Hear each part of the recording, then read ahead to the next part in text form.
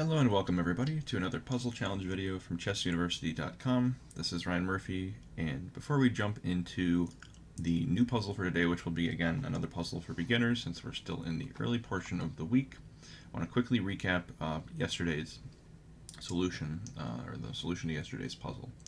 So in the one before you here, you should notice, like I said yesterday in the video, if you haven't, this is new, it's white to play and win. So if you want to take a moment, you haven't seen this before, you can try to solve it sort of like from a fresh position.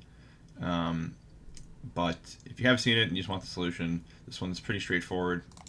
It's just a one mover, and the move is just knight to f7, which is delivering a fork on these two pieces.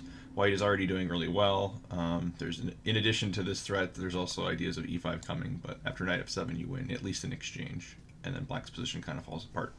So that's the solution to the puzzle from yesterday. And now I want to move on to today's new puzzle. This one comes to us from a different game. Players here were Jovanovic and Lee. This was also played on chess.com, and it's once again going to be white to play and win. Again, coming to us from a blitz game. So I'll do the quick recap like I usually do to see how the game developed up to this point. It was a Sicilian defense with bishop b5. Black wins the bishop pair very early on, which is usually a pretty good place to start. And white gets the queen into the center. There's no knight c6 available, so the queen's very, very safe here. So black goes e5, which is already a pretty big mistake. And actually already there was a move here that would have given white just a decisive advantage on the spot. Queen d3 was played, which is fine. But putting the queen on the c file to either c4 or c3 would have threatened knight c7, which is very, very uncomfortable to meet. And yeah, basically this king's going to be in huge trouble because knight c7 is going to happen next.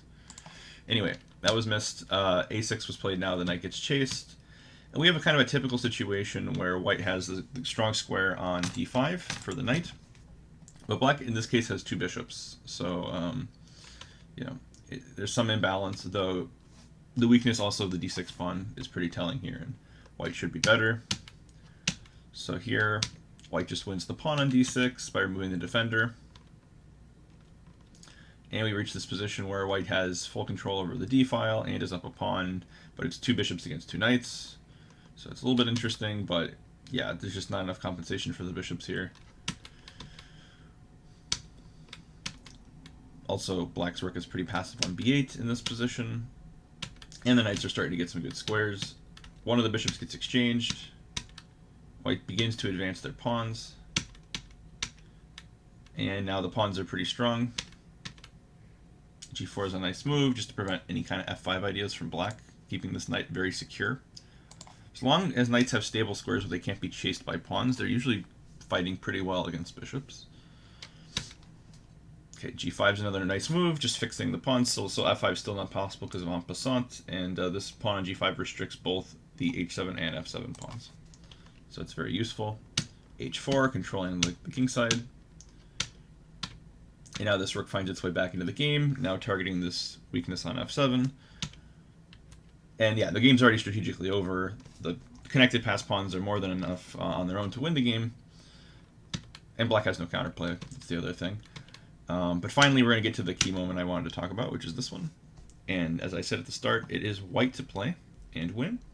And you could play pretty much any normal move here. You can move your king, you could play f4, you could play b3, you could play a3. Like pretty much any legal move that just doesn't hang a rook is going to be winning. But try to find the best move. It's a thematic, tactical motif. And with that, I will leave you guys to solve it, and I'll see everybody tomorrow. Thank you for watching.